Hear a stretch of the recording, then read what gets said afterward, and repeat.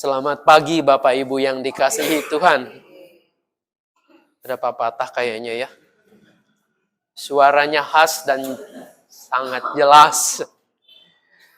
Saya kira belum terlambat kalau saya juga mengucapkan selamat tahun baru bagi saudara-saudara yang pada waktu kebaktian tahun baru tidak sempat hadir pada saat itu. Biarlah Tuhan memberkati kita semua. Di awal tahun baru ini, Bapak Ibu sekalian, kita diingatkan oleh narasi pembacaan firman Tuhan dan tema kita hari ini, yaitu tentang anak-anak Allah. Kalau ditanya, saudara yakin nggak sebagai anak-anak Tuhan? Anak-anak Allah. Yakin nggak saat ini status Anda itu adalah anak-anak Allah? Ragu-ragu.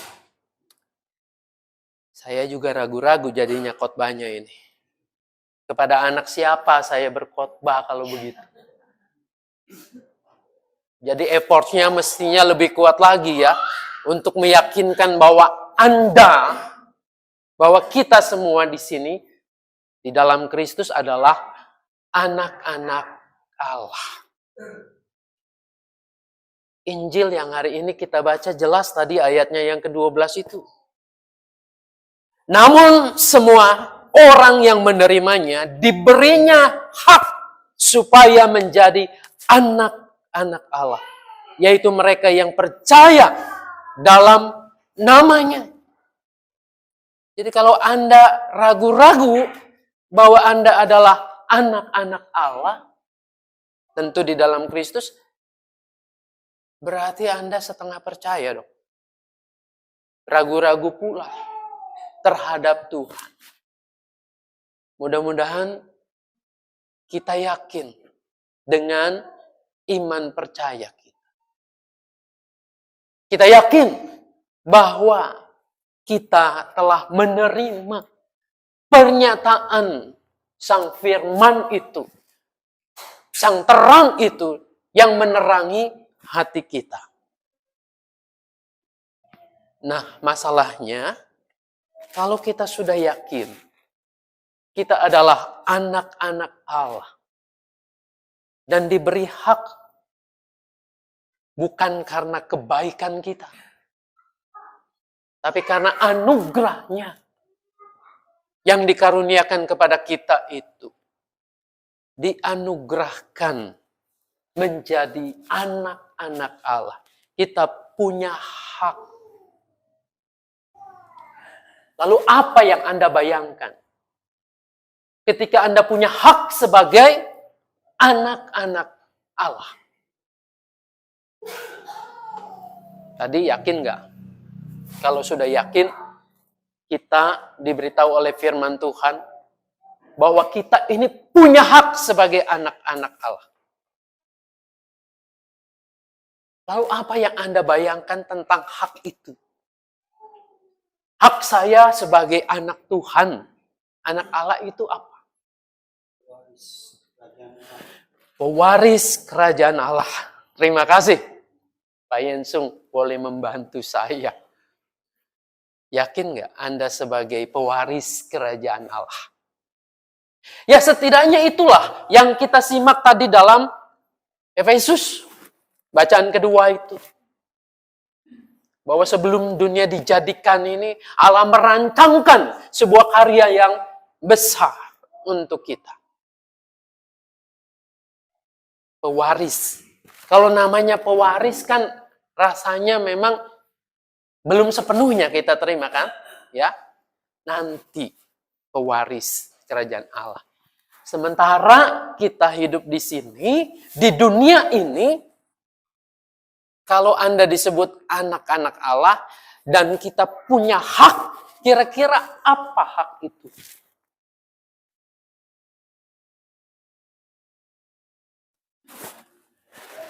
damai sejahtera. Betul, berkat-berkat Tuhan.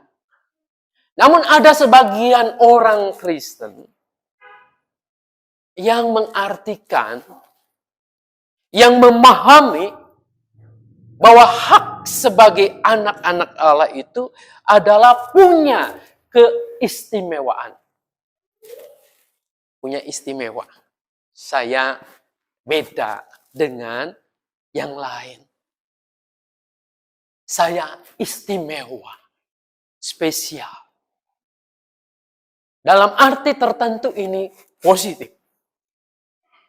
Bahwa kita diajak untuk melihat Anda dan saya berharga di hadapan Tuhan. Apa buktinya? Anda dan saya itu berharga di hadapan Dia. Buktinya ini. Yesus Kristus disalibkan untuk menebus Anda dan saya. Bukan dengan emas perak. Tapi dengan darahnya. Dengan tubuhnya. Yang sebentar kita akan rayakan melalui perjamuan kudus ini. Saudara yang dikasihi dan mengasihi Tuhan Yesus. Terkadang keistimewaan itu menggoda kita. Untuk hidup berperilaku. Sedikit membanggakan. Dan menggunakan keistimewaannya itu bahwa saya pastilah orang-orang yang selalu diberkati. Hidupnya sukses. Jauh dari kesusahan. Jauh dari penderitaan. Dan sakit penyakit. Setiap yang aku kerjakan pasti diberkati Tuhan. Hasilnya pasti berlimpah-limpah. Anak Allah, anak Tuhan, anak Raja. Ya. Saudara-saudara, kebanggaan seperti ini pernah terjadi dengan umat Israel. Mereka yakin dan percaya, mungkin sampai hari ini, kami adalah umat istimewa, umat pilihan. Yang lain-lain itu adalah goyim, kafir. Yang lain-lain itu tidak selamat. Kebanggaan kita kan seringkali begitu. Aku pasti selamat. Aku pewaris kerajaan surga. Maka aku sudah punya jaminan ini. Israel dulu begitu. Akibatnya, perilaku mereka justru tidak mencerminkan sebagai umat pilihan itu, umat yang istimewa itu. Melainkan mereka berpikir kalau aku melakukan sesuatu yang salah, sesuatu yang mungkin saja menyakiti orang, gak apa-apa. Aku kan punya Bapa, punya Allah yang akan tetap mengasihi aku. Aku akan membawa persembahan kepadanya. Beribadah kepadanya, beres. Saudara-saudara, ini yang bahaya. Ketika memahami bahwa hak menjadi anak-anak Allah adalah perilakunya yang semau-maunya. Yang bebas. Karena apa?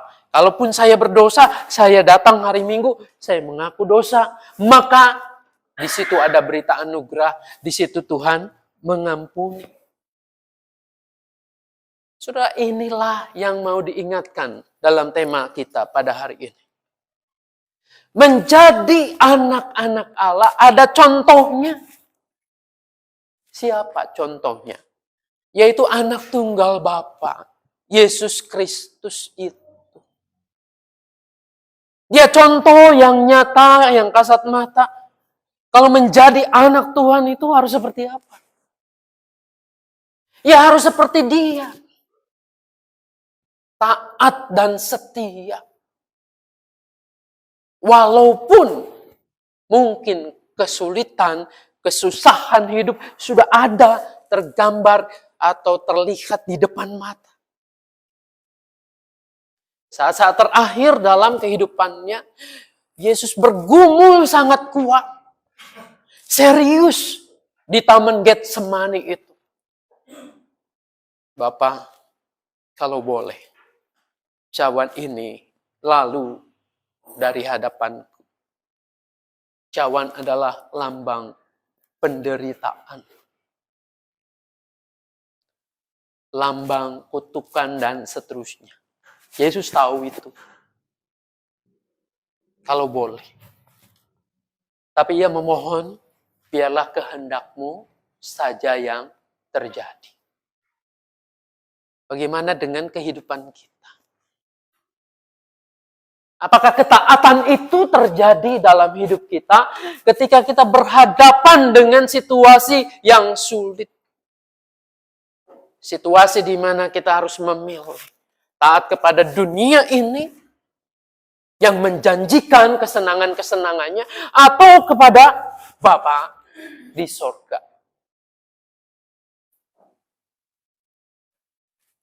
Kemarin ketika mempersiapkan khotbah, saya berdiskusi cukup lama dengan istri saya. Karena dia juga mau menyampaikan khotbah yang sama. Dia bertanya, lalu haknya apa kalau begitu? Haknya apa ketika kita dinyatakan sebagai anak-anak Allah itu, kalaupun tidak bebas dari penderitaan, kalaupun sama seperti orang lain, tidak istimewa-istimewa amat.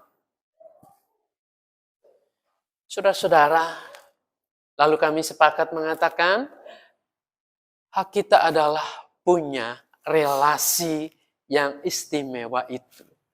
Hubungan yang erat dengan Sang Bapa.